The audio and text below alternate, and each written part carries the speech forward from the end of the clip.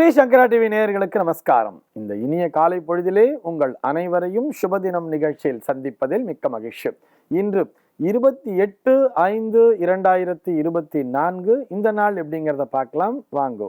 இன்றைய தினம் குரோதி வருடம் வைகாசி மாதம் 15ஆம் தேதி செவ்வாய்க்கிழமை. திதி பார்த்தோம்னா தேய்பிரை பஞ்சமி திதி மதியம் 3:24 வரைக்கும் இருக்கு.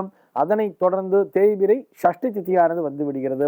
இன்னைக்கு நட்சத்திரம் பார்த்தோம்னா உத்திராடம் நட்சத்திரம் காலை 9:32 வரைக்கும் இருக்கு. அதனை தொடர்ந்து திருவோணம் நட்சத்திரம் என்பது வந்து விடுகிறது. இந்த நாள் முழுவதுமே ஒரு சித்த யோகம் கூடிய நாளாக அமைந்திருக்கிறது. இது போக பஞ்சாங்கத்திலே வரக்கூடிய யோகம் அப்படின்னு சொல்லி பார்த்தோம்னா இன்னைக்கு பிராமியம் அப்படிங்கிற ஒரு நாம யோகத்தை கொடுத்திருக்கா. கரணம் பார்த்தோம்னா இன்றைய தினம் தைத்திலை அப்படிங்கிற ஒரு கரணத்தை கொடுத்திருக்கா. இந்த நாளானது ஒரு மேல் நோக்கு நாளாக அமைந்திருக்கிறது. இன்னைக்கு என்ன ஸ்பெஷல் அப்படின்னு சொல்லி பார்த்தோம்னா இன்றைய தினம் அந்த திருவோணம் நட்சத்திரம் என்பது வியாபித்து கொண்டிருப்பதால் இன்றைய தினம் ஸ்ரவண விரதம் அப்படிங்கிறத கொடுத்திருப்பா. இது போக இன்றைய தினம் கஷ்யப மகரிஷி ஜெயந்தி அப்படிங்கிறத கொடுத்திருக்கா. அது போக இன்றைய தினம் திதி துவயம் அப்படின்னு சொல்லியிருப்பா. அதாவது இன்றைய தினம் அந்த மதியம் அந்த அபராண்ண காலம்னு சொல்றா இல்லையா, அந்த சார்த காலத்திலே பஞ்சமி மற்றும் ஷஷ்டி ஆகிய 2 திதிகளும் ஒன்றாக இணைவதால், அதாவது இந்த வைகாசி மாதம் தேய்பிரை பஞ்சமி திதியிலே இறந்தவர்களுக்கும் ஷஷ்டி திதியிலே இறந்தவர்களுக்கும் இந்த 2 திதிகளும் இன்றைய தினமே வருவதால் அந்த பஞ்சமி ஷஷ்டி ஆகிய 2 திதிகளில் இறந்தவர்களுக்கும் இன்றைய தினமே சார்தத்தினை செய்ய வேண்டியது. அதைத்தான் பஞ்சாங்கத்திலே திதி துவயம் அப்படின்னு சொல்லி கொடுத்திருக்கா.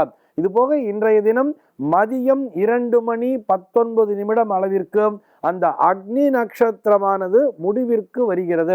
கத்திரி வெயில்னு சொல்றா இல்லையா, அந்த கத்திரி வெயிலானது அக்னி நட்சத்திர தோஷமானது மதியம் 2:19 முடிவிற்கு வந்து விடுகிறது. இன்றைய தினம் சென்னையை பொறுத்தவரை சூரிய உதயம் என்பது காலை 5:45 சூரிய அஸ்தமனம் என்பது மாலை 6:27 சந்திர உதயம் என்பது இரவு 10:55 சந்திர அஸ்தமனம் என்பது காலை 9:52 சம்பவிக்கிறது. பிரம்ம முகூர்த்த நேரம் என்பது நாளைய தினம் அதிகாலை 4:14 முதல் 5:45 வரையில் நீடித்திருக்கிறது. சென்னையை பொறுத்தவரை இன்றைய தினம் ராகு காலம் என்பது மாலை 3:16 முதல் 4:52 வரையிலும், யமகண்ட காலம் என்பது பகல் 8:55 முதல் 10:31 வரையிலும், குளிகை காலம் என்பது மதியம் 12:06 முதல் 1:41 வரையிலும் நீடித்திருக்கிறது. இன்றைய தினத்தினுடைய தினாந்தம்னு சொல்லி பார்த்தோம்னா இரவு 1:30 கொடுத்திருக்கா. இன்றைய தினத்தினுடைய சூலம் என்பது வடக்கே சூலம்னு கொடுத்திருப்பா. அதுவும் காலை 10:50 வரை அந்த சூல தோஷம் என்பது உண்டு. அதற்குரிய பரிகாரமாக பால் அறிந்துவிட்டு வடக்கு திசையை நோக்கி பயணிக்கலாம் அப்படிங்கிறதையும் சொல்லியிருக்கா. இன்றைய தினத்தினுடைய ஆன்மீக தகவலாக நம்ம என்ன பார்க்க போறோம் சொல்லி பார்த்தோம்னா ஆய கலைகள் 64 அப்படிங்கிற வரிசையை பார்த்துட்டு வந்தோம். அந்த வரிசையிலே நம்ம ஒரு 32 கலைகளை பார்த்து விட்டோம். இன்றைய தினம் 33வது கலையிலிருந்து 48வது கலை வரை என்னென்ன கலைகளை கொடுத்திருக்காங்கிறத தான் பார்க்க போறோம். அந்த வரிசையிலே 33வது கலையாக எதை கொடுத்திருக்கான்னு சொல்லி பார்த்தோம்னா பூமி பரீட்சை அப்படின்னு கொடுத்திருக்கா. அதாவது புவி அறிதல் அப்படின்னு கூட வச்சுக்கலாம்.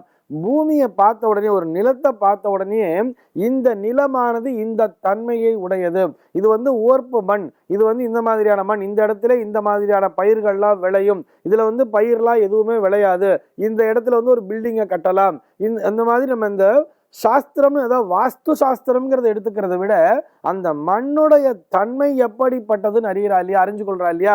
அதே மாதிரி இதுக்கு கீழே நிலத்தடி நீருங்கிறது இருக்கா இல்லையா, நீர்மட்டம்ங்கிறது எந்த அளவுல இருக்கும் அப்படிங்கிற மாதிரிலாம் சொல்றா இல்லையா. இது போன்ற அந்த புவி அறிதல், அதாவது இந்த மண்ணை அறிந்து கொள்ளுதல், அந்த பூமி பரீட்சை அப்படின்னே பேரு, அது ஒரு தனியான கலையாம். அந்த கலையையும் கற்று தேர வேண்டும் அப்படின்னு சொல்லியிருக்கா. அடுத்தபடியா பார்த்தோம்னா சங்கிராம லட்சணம்னு சொல்றார். சங்கிராம லட்சணம்னு சொன்னா போர் பயிற்சி. நம்ம தனித்தனியா குதிரை ஏற்றம், யானை ஏற்றம்லாம் பார்த்தோம் இல்லையா. அதே மாதிரி அஸ்திர வித்தையெல்லாம் பார்த்தோம். இது எல்லாவற்றையும் ஒருமுகப்படுத்தி தொகுத்து ஒரு போரிலே எப்படி வெற்றி பெற வேண்டும், அந்த போர்ல இப்படியெல்லாம் நம்ம ஒரு என்ன சொல்லுவா, ஒரு வியூகம் அமைக்க வேண்டும் சொல்லுவா தெரியுமா. அது போன்ற கலைகளை கற்றுத்தருவதுதான் இந்த சங்கிராம லட்சணம் என்பது, அதாவது போர் பயிற்சின்னு சொல்றார். அதற்கு அடுத்தபடியாக மல்யுத்தம்னு சொல்றார். மல்யுத்தம் என்பதும் ஒரு தனி கலை அப்படிங்கிறார். அதற்கு அடுத்தபடியாக ஆகர்ஷணம் அப்படின்னு ஒரு கலையை சொல்றார். ஆகர்ஷணம்னு சொன்னா கவருதல் அப்படின்னு எடுத்துக்கலாம். நம்ம கவர்ச்சின்னு சொல்லி அந்த வார்த்தையை கொச்சைப்படுத்துவதை விட எப்படின்னு சொல்லி பார்த்தோம்னா, அடுத்தவர்களை ஈர்க்கின்ற திறன். நம்ம பேசுறதுல கூட ஈர்ப்போம், இது போக நம்ம பார்க்கும் பொழுதே ஒரு ஈர்ப்புங்கிறது வர்றது இல்லையா. இன்னைக்கு பார்த்தோம்னா இந்த ஃபிலிம் ஆக்டர்ஸ் எல்லாரையுமே நம்ம ஒரு எக்ஸாம்பிளா எடுத்துக்கலாம். அந்த ஆக்டர்ஸை பார்க்கும்பொழுது நம்மையும் அறியாமல் ஒரு ஈர்ப்பு அப்படிங்கிறது வர்றது இல்லையா.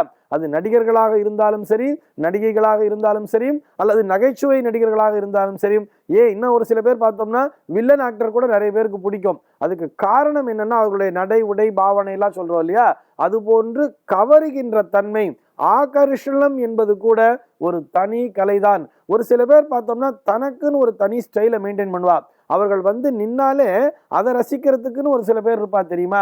அது போல இந்த எப்படி மக்களை கவருவது அப்படிங்கிற ஒரு திறன் இருக்கு இல்லையா, அதையும் ஒரு அரசனானவன் பெற்றிருக்க வேண்டும் அப்படின்னு சொல்றார். அதனால்தான் ஆகர்ஷணம்ங்கிறது ஒரு தனி கலையாகவே பார்க்கப்படுகிறது. அதற்கு அடுத்தபடியா முக்கியமா சொல்றா பாருங்கோ, உச்சாடனம் அப்படிங்கிறார். உச்சாடனம்னு சொன்னா வார்த்தை உச்சரிப்பு. நாம் சொல்கின்ற அந்த வார்த்தைகள் கூட மற்றவர்களை கவர வேண்டும் அப்படின்னு சொல்றார். ரொம்ப சிம்பிளா யோசிச்சு பாருங்களேன். இது எப்படி இருக்கு அப்படின்னு சொல்றது ஒரு சாதாரண வார்த்தை. அதே வார்த்தையை அந்த சூப்பர் ஸ்டார் சொல்லும்போது இது எப்படி இருக்கு அப்படின்னு சொல்லும்போது அது ஒரு தனி ஒரு ஈர்ப்பினை தருகிறது அல்லவா. அந்த வார்த்தையானது மற்றவர்களுடைய மனதிலே சென்று பதிந்து விடுகிறது அல்லவா. ஒரு நகைச்சுவை நடிகர் கூட சொல்வார் இல்லையா, வந்துட்டாயா வந்துட்டாயான்னு சொல்றார். அதையே அவர் உச்சரிக்கும் பொழுது அதனுடைய ஈர்ப்பு என்பது தனி கவனம் பெறுகிறது அல்லவா. ஈவன் நம்ம இன்னும் நிறைய எக்ஸாம்பிள் பார்க்கலாம். இந்த விளம்பரங்கள்லாம் பார்க்கும்போது இந்த பின்னணி குரல் அப்படிங்கிறது ஒன்று வரும். நம்ம தொலைக்காட்சியில கூட நிறைய விளம்பரங்கள் எல்லாம் பார்ப்போம் இல்லையா. இந்த நிகழ்ச்சி வருகிறது இதெல்லாம் பார்க்கும்பொழுது கூட அந்த குரல் கூட பார்த்தோம்னா அதிலே உச்சரிக்கின்ற விதம் அப்படிங்கிறது இருக்கு இல்லையா. அந்த வார்த்தைகளை உச்சரிக்கும் பொழுது அந்த வார்த்தைகளானது மக்களுடைய மனதிலே சென்று பதிய வேண்டும்னு ஒரு அழுத்தம் கொடுக்குறா இல்லையா. அந்த உச்சாடனம் என்பது கூட ஒரு தனி கலைதான் அப்படிங்கிற மாதிரி தான் அந்த நாள்லயே இந்த ஆய கலைகள்ல இதையும் ஒரு கலையாக வச்சுட்டு இருக்கா. அதற்கு அடுத்தபடியாக பார்த்தோம்னா வித்வேஷனம்னு சொல்றார். வித்வேஷனம்ங்கிறதுக்கு ஏவல் அப்படிங்கிற மாதிரி சொல்றா. இன்னொன்னு நட்பு பிரிப்புன்னு சொல்றார். இரண்டாக பிரித்தல். அதாவது இதெல்லாம் ஒரு என்ன சொல்லலாம்னு பார்த்தோம்னா பிரித்தாளும் கொள்கை அப்படிங்கிற மாதிரி கூட வச்சுக்கலாம். எப்படி டிவைட் அண்ட் ரூல் பாலிசிங்கிற மாதிரி அதுவும் ஒரு தனி கலையாகவே பார்க்கப்பட்டது. அதற்கு அடுத்தபடியா பார்த்தோம்னு சொன்னா மதன சாஸ்திரம்னு சொல்றார். மதன சாஸ்திரம், மதன்னு சொன்னாலே நமக்கு மன்மதன் ஞாபகத்துக்கு வந்துடணும். இது கிட்டத்தட்ட இந்த காம சாஸ்திரம் அல்லது காம சூத்ரான்னு கூட வச்சுக்கலாம். அதையும் ஒரு கலையாக சொன்னார்கள். அதற்கு அடுத்தபடியாக மோகனம்னு சொல்றார். மோகனம்னு சொன்னா மயக்குதல் அப்படின்னு சொல்றா. இது கூட ஒரு கலையாகவே பார்க்கப்பட்டது. அதற்கு அடுத்தபடியாக பார்த்தோம்னு சொன்னா வசீகரணம்னு சொல்றா. வசீகரணம்னு சொன்னா வசியம் செய்தல்னு சொல்றா. இந்த மயக்குதல் அப்படிங்கிறதுக்கும் வசியம் செய்தலுக்கும் நிறைய வேறுபாடு அப்படிங்கிறது இருக்கு. அதையும் அந்த கலைகள் தெளிவாகவே நமக்கு உரைக்கின்றன. வசீகரணம்னா என்ன, மோகனம்னா என்னங்கிறத பிரிச்சு பார்க்கிறா. அதற்கு அடுத்தபடியா பார்த்தோம்னா ரசவாதம் அப்படிங்கிற ஒரு கலை உண்டுங்கிறார். ரசவாதம்னு சொன்னா இந்த மண்ணை பொன்னாக்குதல் சொல்றா இல்லையா. அதாவது இதை எப்படி இந்த கலையை சொல்றான்னு பார்த்தோம்னா வீணாக போன உலோகங்களை கூட தங்கமாக மாற்றுகின்ற ஒரு கலைன்னு சொல்றார். அது மாய மந்திரத்தின் மூலமாக அல்ல. இப்படி புரிஞ்சுக்கலாமே. இன்னைக்கு ஒரு வேஸ்டேஜ், ஒரு வேஸ்டா போன விஷயத்த கூட காசா மாத்துறா இல்லையா. அதற்கும் ஒரு தனி திறமை, ஒரு மார்க்கெட்டிங் அப்படிங்கிற ஒரு டேலண்ட்ஸ் இருக்கணும் இல்லையா. அது போல கூட நாம் புரிந்து கொள்ளலாம். மண்ணையும் பொன்னாக்குகின்ற திறனைத்தான் ரசவாதம் அப்படின்னு சொல்றார். இது போக அடுத்தபடியாக அடுத்த கலை சொல்லி பார்த்தோம்னா காந்தர்வவாதம்னு சொல்றார். இது என்ன காந்தர்வவாதம்னு சொன்னா அது சங்கீத வித்தைன்னு சொல்றார். இந்த சங்கீதத்தின் மூலமாக மற்றவர்களை மயக்குவது அப்படின்னு கூட எடுத்துக்கலாம். இதை காந்தர்வவாதம் அப்படின்னு சொல்றார். அதற்கு அடுத்தபடியாக பார்த்தோம்னா பைப்பீலவாதம்னு சொல்றார். இது என்ன பைப்பீலவாதம்னு சொன்னா மிருக பாஷை, மிருகங்களும் பறவைகளும் பேசிக்கொள்கின்ற அதையும் புரிந்து கொள்கின்ற தன்மை அப்படின்னு சொல்றார். சார் இதெல்லாம் சாத்தியமா அப்படின்னு சொன்னா கொஞ்ச காலத்துக்கு முன்னாடி நம்ம இந்த சந்தனமர கடத்தல் அந்த ஒரு வீரப்பன் அப்படிங்கிற ஒரு கேரக்டர் கூட நம்ம பார்த்துருப்போம். அவர் பார்த்தோம்னா அந்த காட்டிலே அந்த பறவைகள் இங்கும் அங்கும் ஓடுவதை வைத்துக்கொண்டே அல்லது அந்த பறவைகளினுடைய அந்த செயலை வைத்து என்ன நடக்குதுங்கிறத ஈஸியா புரிஞ்சுப்பார் அப்படிங்கிறதெல்லாம் நம்ம பார்த்துருக்கோம் இல்லையா. ஆக அது போல அந்த மிருக பாஷைகளை புரிந்து கொள்வது. இப்ப நம்ம வீட்டிலேயே கூட நம்ம இப்படி எடுத்துக்கலாமே. நம்ம வீட்டிலேயே கூட பார்த்தோம்னா பெட் அனிமல்ஸ் அப்படிங்கிறத வளர்ப்போம். அந்த பெட் அனிமல் என்ன நினைக்குது, அது என்ன சொல்றது அப்படிங்கிறத அந்த எஜமானர் நன்றாகவே புரிந்து கொள்வார் தெரியுமா. இது இந்த நேரத்தில் இதை கேட்குது, நீ எங்க போறேன்னு என்ன கேட்குது, இல்லை என் கூடயே வரணும்னு சொல்லுது, கார்ல வரணும்னு சொல்லுதுங்கிற மாதிரிலாம் சொல்லுவா. அது அந்த குலைக்கிறது, ஒரு நாய் குலைக்குது அல்லது ஒரு வீட்டில் வளர்க்கக்கூடிய ஒரு பூனை கத்துதுன்னா கூட அந்த பாஷைகளை புரிந்து கொள்ளக்கூடிய தன்மை என்பது அதனை வளர்ப்பவர்களுக்கு இருக்கும் தெரியுமா. அதைத்தான் இந்த மிருக பாஷை அப்படின்னு சொல்றார். பைப்பீலவாதம் சொல்றார், அதுவும் ஒரு கலையாக பார்க்கப்பட்டது. அதற்கு அடுத்தபடியாக பார்த்தோம்னா கௌத்துவவாதம் அப்படின்னு சொல்றார், அதாவது மகிழுருத்தம்னு சொல்றார். அதாவது இது கொஞ்சம் ரொம்ப சூக்ஷ்மமான ஒரு கலை. அதுவும் அதாவது இந்த மகிழுருத்தம் அப்படிங்கிறது கூட ஒரு அரசனுக்கு தேவையான ஒரு கலையாக பார்க்கப்பட்டது அந்த நாள்ல. அதே மாதிரி தாத்துவாதம், அதாவது நாடி சாஸ்திரம்னு சொல்லுவா. தாத்துவாதம்னு ஒரு கலை. காருடம் அப்படிங்கிற ஒரு கலை. காருடம்னா கருடன் பட்சியை சம்பந்தப்பட்டதுதான். அதை தமிழ்ல கலுழம் அப்படின்னு சொல்றார். கலுழன் அப்படின்னு சொன்னா அது கருடனை குறிக்குமா. இந்த கருட பறவையினுடைய அந்த செயல்பாடுகளை வைத்து என்ன நடக்கும் என்பதை புரிந்து கொள்கின்ற தன்மை. இதை காருடம்னு சொல்றார். கலுழம் அப்படிங்கிற ஒரு கலையாகவும் பார்த்தார்கள். அதற்கு அடுத்தபடியாக பார்த்தோம்னா நஷ்டம் அப்படிங்கிற ஒரு கலையை சொல்றார். நஷ்டம்னு சொன்னா தமிழ்ல அதற்கு இழப்பறிகைன்னு சொல்றார். ஒரு நேரத்திலே ஒரு சம்பவம் நடக்குதுன்னு சொன்னா அதன் மூலமாக என்ன மாதிரியான நஷ்டம் வரும், இழப்பினை அறிந்து கொள்ளுதல். ஒரு ஊர்ல ஒரு திடீர்னு ஒரு வெள்ளம் வர்றது அல்லது ஒரு பஞ்சம் வர்றதுன்னு சொன்னா இது எந்த அளவிற்கு இழப்பினை தரும் என்பதை தெளிவாக முன்கூட்டியே கணக்கீடு செய்து வைத்துக் கொள்வது. அதன் மூலமாக அதற்கு தேவையானவற்றை நாம் முன்னேற்பாடு செய்து கொள்ள முடியும் அல்லவா. ஆக இந்த இழப்பினை தடுக்க முடியாது. அது எந்த அளவிற்கு அந்த இழப்பு என்பது உண்டாகும், நஷ்டம் என்பது உண்டாகும் என்பதை அறிந்து கொள்வதும் கூட இந்த ஆய கலைகள் 64 ஒன்றாக பார்க்கப்பட்டது.